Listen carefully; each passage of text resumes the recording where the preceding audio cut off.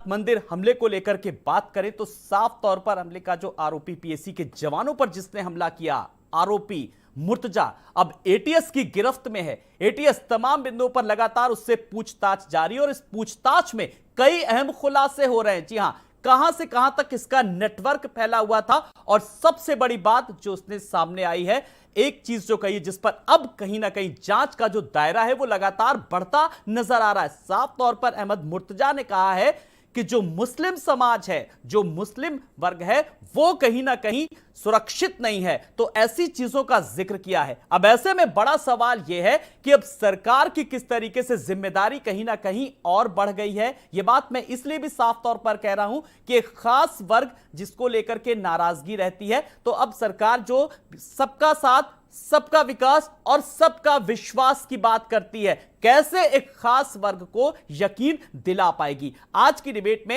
एक बड़े पैनल के साथ कुछ ऐसे ही सवालों पर हम चर्चा करेंगे।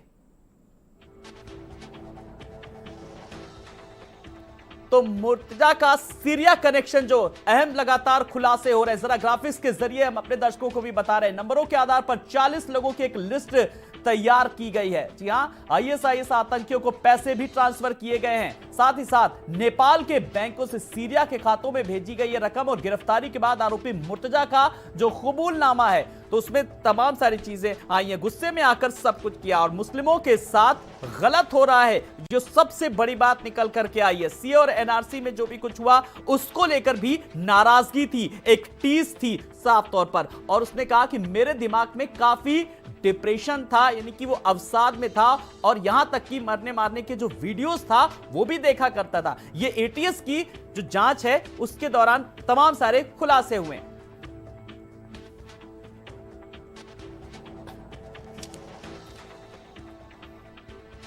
तो मुर्तजा का अब्दुल रहमान फिलहाल दोस्त जो है वो हिरासत में है और दोनों देर रात सीरिया में किसी से बातचीत कर रहे थे। ये तमाम सारे कनेक्शन जो जोड़े जा रहे हैं, पश्चिमी उत्तर प्रदेश से लेकर के फिलहाल सीरिया तक की बात अब की जा रही है। तो गोरखनाथ मंदिर के सुरक्षा कर्मियों पर हमले का जो मामला है, आरोपी के मोबाइल से कई संदिग्ध नंबर भी बरामद हुए हैं। नंबरों के आधार पर 40 लोगों की फिलहाल लिस्ट तैयार हुई और 7 जिलों से 12 लोग हिरासत में हैं। तो फिलहाल अब एटीएस और एसटीएफ पूरी तरीके से अब जांच में जुटी है। 7 जिलों से 12 लोगों को हिरासत में लिया गया है। एटीएस और एसटीएफ पूरी तरीके से जांच में जुटी है, जांच लगातार जारी है। एटीएस ने तमाम बिंदुओं पर फिलहाल जांच कर रही है, लेकिन उस जांच में अभी तक जो साक्ष्य सामने आए हैं उसके आधार पर एक चीज जो आई है, जो बड़ी बात जिस पर आज हम चर्चा करेंगे और आए हुए मेहमानों से भी जानेंगे और समझेंगे। एक बड़ा पैनल हमारे साथ जुड़ेगा। जल्दी से आए हुए मेहमानों से जो हमारे साथ जुड़ गए हैं परिचय करा देते हैं।